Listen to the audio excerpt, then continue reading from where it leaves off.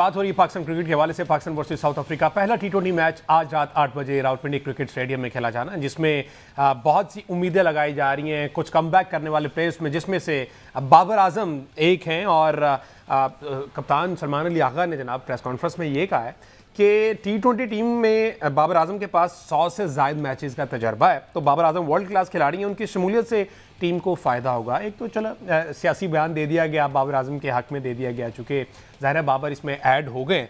साथ ही साथ जनाब बाबर के पास सुनहरी मौका ये है कि आज बाबर आजम अगर 9 रन्स मज़ीद ऐड करते हैं तो बाबर आजम इस रिकॉर्ड में नंबर 1 आ जाएंगे कि सबसे ज़्यादा 4000 प्लस रन बनाने वाले, जिसमें रोहित शर्मा अभी पहले नंबर पर हैं जो कि सिर्फ 9 रन की दूरी पर बाबर आजम है, और तीसरे नंबर पर विराट कोहली है।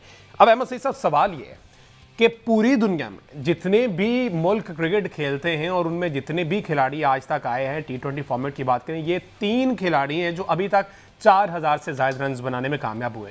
2 खिलाड़ी इंडियंस हैं, 1 पाकिस्तानी है।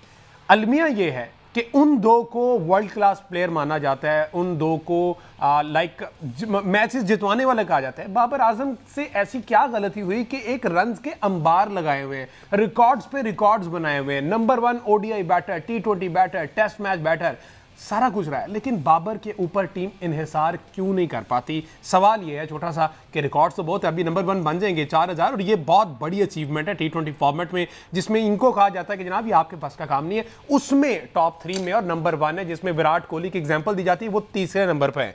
किस तरह से डिफेंड करेंगे हम बाबर को पूरी दुनिया के सामने? देखें, पहली बात तो ये है कि बाबर आजम को हम इसलिए डिफेंड नहीं कर रहे हैं कि हमें मतलब इस काम के पैसे मिलते हैं या बाबर आजम की फ्रेंचाइज से हमारा करीबी ताल्लुक है। बाबर आजम को डिफेंड करना इसलिए करने का जो क्राइटेरिया है ना, वो बिल्कुल वही क्राइटेरिया जिस पे आप थोड़ी देर पहले बात कर रहे थे। अगर आप नंबर्स की बुनियाद पर बात करते हैं ना, डेटा की बुनियाद पर बात करते हैं, माइक हैसन भी हर प्रेस कॉन्फ्रेंस में ये बात करते हैं, सलमान अली आगा भी हर प्रेस कॉन्फ्रेंस में ये बात करते हैं, तो फिर नंबर्स में बाबर आजम का पूरे पाकिस्तान में कोई मुकाबला नहीं है। आप टी20 का नंबर निकालें, आप ओडीआई का नंबर निकालें, आप टेस्ट का नंबर निकालें, आपको हर लिस्ट के अंदर बाबर आजम नजर आएंगे।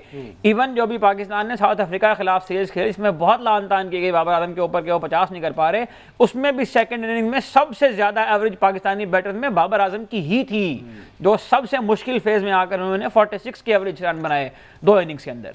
तो बात यह है कि आपने जो हवाला दिया ना रोहित शर्मा और विराट कोहली के साथ इनके कंपैरिजन का, ये कंपैरिजन असल में उन 2 क्रिकेटिंग कल्चर्स का होना चाहिए दोनों ममालिक के। अगर आप ये देखें कि जिस तरह से ब्रॉटअप हुआ विराट कोहली का, उसके मुकाबले में अगर हम बाबर आजम के ब्रॉटअप को देखें तो हमें ये लगता है कि सबसे पहली ज्यादती जो यहाँ पर हुई वो ये हुई कि बाबर आजम को एक उस उम्र में कि जब वो एक बेहतरीन बैट्समैन बनने के जाने उनका सफर जारी था, वहां पर उन्हें कप्तानी सौंप दी गई। और वो सिर्फ इसलिए सौंप दी गई कि पाकिस्तान क्रिकेट बोर्ड को ये एहसास महरूमी जो है वो खाया चला जा रहा था कि हमारे पास कोई सुपरस्टार नहीं है।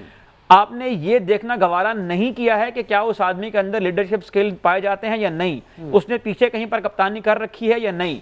और आप एक ऐसे रखी थी कप्तानी कहीं? बाबर आजम का जो कैप्टनसी का रिकॉर्ड है पाकिस्तान ए टीम के अंदर, अंडर 19 के अंदर, वो बहुत ही मुख्तसर सा है। अच्छा। शायद ही उन्होंने डोमेस्टिक के भी कुछ मैचेस के अंदर कप्तानी की हो, को बहुत तवील रिकॉर्ड नहीं था बाबर आजम का। और बाबर आजम का जो सारा उनकी शख्सियत का ब्रॉटअप है वो एक स्पेशलिस्ट बैट्समैन के तौर पर था। और उस स्पेशलिस्ट बैट्समैन को जब आपने कप्तान बनाया तो आपने उसे इतना बाख्तियार बना दिया कि उसके कहने पर आप पिचें बनाते थे, उसके कहने पर आप ये डिसाइड करते थे कि टूर का स्केड्यूल क्या होगा, उसके कहने पर आप ये डिसाइड करते थे कि टीम क्या जाएगी। उसकी जो परफॉर्मेंसेस थी उसके ऊपर एक टैग लग गया कि वो वाला world class batter Babar Azam जो हर जगह रन बनाता है वो एक नाकाम कप्तान है। इससे जाहिर है कि प्लेयर का थॉट प्रोसेस मुतासिर होता है। विराट कोहली को जब ये एहसास हुआ कि उनको अब कप्तान नहीं होना चाहिए तो वो खुद ब खुद उतर गए और फिर उन्हें फोकस किया अपनी बैटिंग के ऊपर। सचिन तेंदुलकर 25 टेस्ट मैचों में इंडिया की कप्तानी की, सिर्फ 4 मैच जीत पाए, लेकिन उन्होंने इसरार नहीं किया इस बात के ऊपर। और आप देखें कि सचिन के जो नंबर्स आपको कप्तानी से उतरने के बाद नजर आते हैं वो ज्यादा बेहतर हैं। विराट कोहली के भी कप्तानी से उतरने के बाद के नंबर ज्यादा बेहतर हैं, बिल्कुल। लेकिन बाबर आजम के साथ इसके बिल्कुल उलट हुआ। बाबर आजम को जब कप्तानी से उतारा गया तो एक तो उन्हें कप्तानी से उतारने का जो जिस पूरे सिस्टम से वो सिनेरियो से गुजरे हैं उसकी कोई समझ नहीं आई। उसके बाद दोबारा बाबर आजम कप्तानी ऑफर की गई 6 महीने के बाद, और बाबर आजम ने भी ये गलती की कि उन्होंने उस कप्तानी को एक्सेप्ट कर लिया। उसके बाद दोबारा बाबर आजम को टीम की कप्तानी से उतार दिया गया और फिर उन्हें टीम से ही निकाल दिया गया। टीम से ड्रॉप होने के बाद वो दोबारा अब 8 महीने के बाद T20 इंटरनेशनल में वापस आए हैं। तो अब आप मुझे ये बताएं कि एक ऐसे प्लेयर को जो आपका एक स्टेबल प्लेयर था, मेंटली भी, टैक्टिकली भी, टेक्निकली भी, उस प्लेयर का आपने जो थॉट प्रोसेस है वो आपने इतना डिस्टर्ब कर दिया कि आपने उसे ये एहसास दिलाया कि तुम वर्ल्ड क्लास हो लेकिन तुम्हें रैम शॉट मारनी नहीं आती, तुम वर्ल्ड क्लास हो लेकिन तुम्हें रिवर्स स्वीप मारनी नहीं आती, तुम वर्ल्ड क्लास हो लेकिन तुम्हारा स्ट्राइक रेट जो है वो 129 का है T20 में। जबकि अगर आप यहां पर कंपैरिजन करें तो दुनिया में शायद ही चंद प्लेयर हों जिनकी एवरेज भी 129 के स्ट्राइक रेट के साथ इतनी निकलती हो। तो बात यह है कि जिस प्रोसेस के थ्रू आपने प्लेयर नर्चर करने होते हैं ना, जिसके थ्रू आपने प्रोसेस डेवलप करने होते हैं, वो प्रोसेस हमें पाकिस्तान क्रिकेट बोर्ड में कहीं नजर नहीं आता। दूसरी बात, विराट कोहली और रोहित शर्मा ये अगर परफॉर्म नहीं भी करते ना तो इनके साथ इतने बड़े बड़े नाम होते थे। महेंद्र सिंह धोनी ने इन दो प्लेयर्स को कितना कैरी किया, विराट कोहली को भी और रोहित शर्मा को भी।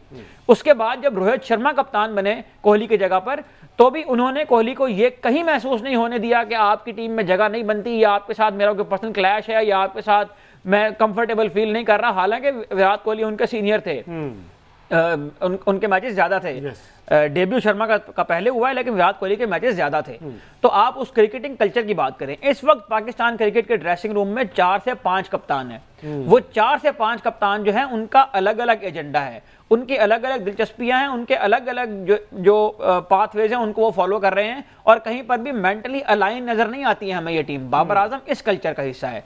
जबकि दूसरी जानिब दिन जो प्लेयर्स की आपने बात की, उनको अगर टेस्ट क्रिकेट से रिटायर होना था तो उन्होंने बहुत आराम से, विराट कोहली ने कहा कि आई एम डन, मैं इतना खेलना चाहता था, मैंने खेल लिया, अब मैं जा रहा हूं। उसके रिप्लेसमेंट में 4 बंदे पहले तैयार बैठे थे। यहां पर आपने बाबर आजम को निकालकर जितनों को भी आजमाया है, उनमें से सिवाय साहबजादा फरहान के गो के वो भी पहली जो उनकी आजमाइश थी न्यूजीलैंड वाले उसमें फ्लॉप हो गए थे। उसके बाद साहबजादा फरहान आए, उन्होंने डोमेस्टिक में रन किया और वो फिर टीम में वापस आए। एक नाम मुझे बताया जिसको रिप्लेस करने के लिए, बाबर आजम को रिप्लेस करने के लिए आप टीम में लाए और उसने परफॉर्म करके दिया, शाइम अयूब। इतने चांस मिले, मेरा ख्याल है पाकिस्तान क्रिकेट की हिस्ट्री में ये अनप्रेसिडेंटेड होगा। इतने चांस तो मेरा ख्याल है रमीज राजा को भी नहीं मिले थे जो 2 सेंचुरियां करके 13 साल क्रिकेट खेल गए थे। तो कहने का मतलब यह है कि बाबर आजम और जो शर्मा और कोहली हैं उनके क्रिकेटिंग कल्चर में बहुत ज्यादा फर्क है। बाबर आजम अगर परफॉर्म नहीं करता तो पूरी टीम सिफर हो जाती है। रोहित शर्मा और विराट कोहली परफॉर्म नहीं करते तो उनमें से कोई ना कोई आके रन बना जाता है। बिल्कुल ठीक है। लेकिन प्रॉब्लम यह है कि उस सारे का मलबा फिर बाबर आजम के ऊपर ही गिरता है कि बाबर खुद रन करता है लेकिन टीम नहीं जीतती है। T20 पहला मैच क्विंटी स्टेडियम, और कंडीशन क्या होने वाली, अब तक क्या खबरें?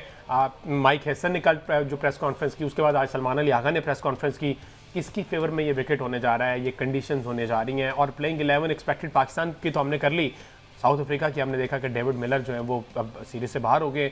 उनकी तरफ से कौन कौन ऐसा प्लेयर हो सकता है, प्लेयर टू वॉच जिसे कह सकते हैं?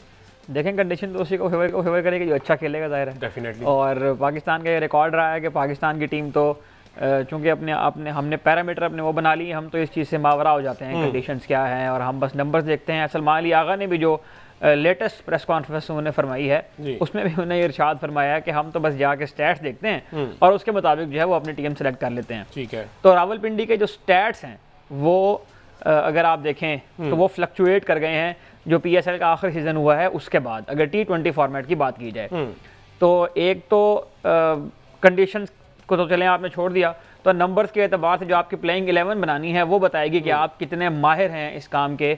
और अगर आप कंडीशंस को इग्नोर करके सिर्फ स्टैट्स की बुनियाद पर ही टीम बनाने लग पड़े हैं तो फिर इस पर बहुत सारे क्वेश्चन मार्क आपकी जो टीम सिलेक्शन है उसके ऊपर उठेंगे। देखें, सबसे पहले तो ये बताएं कि नसीम शाह और जो वसीम जूनियर हैं उनको आप टीम में लेकर तो आए हैं, लेकिन उनकी परफॉर्मेंस क्या है रिसेंट पास में, कौन से ऐसे स्टैट्स हैं, कौन से ऐसे नंबर्स हैं। नसीम शाह के अगर नंबर्स हैं तो वो CPL में है, वो वेस्ट इंडीज़ की विकेट पे थी। तो आपने तो टीम बनानी है रावलपिंडी के स्टैट्स देखकर।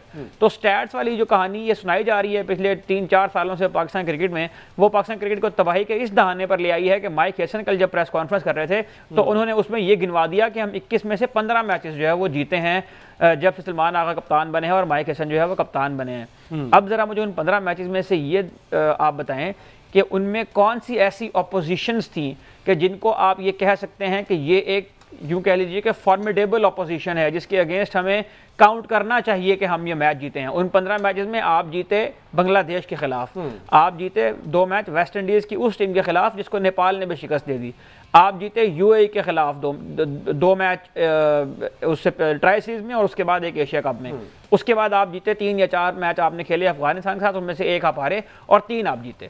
तो 15 मैचेस की कहानी तो ये है। और अगर स्टैट्स की बात सुननी है तो ये बात सुन के बहुत अच्छी लगती है कि हम 21 में से 15 जीते हैं, लेकिन उस स्टैट्स की असल हकीकत क्या है वो हमारी सामने आती है जब हम एशिया कप में हमारे सामने इंडिया की सूरत में एक अपोनेंट आता है तो हम उससे तीनों मैच हारते हैं। गो कि हमने एक मैच श्रीलंका की टीम से एक अच्छा मैच हमने विन किया था, लेकिन उसके अलावा कोई ऐसी ऑपोजिशन नहीं आई इन 21 मैचों के अंदर जिसके बारे में हम ये कहते फिरें कि जी हम तो बड़े कारनामे सर अंजाम दे रहे हैं,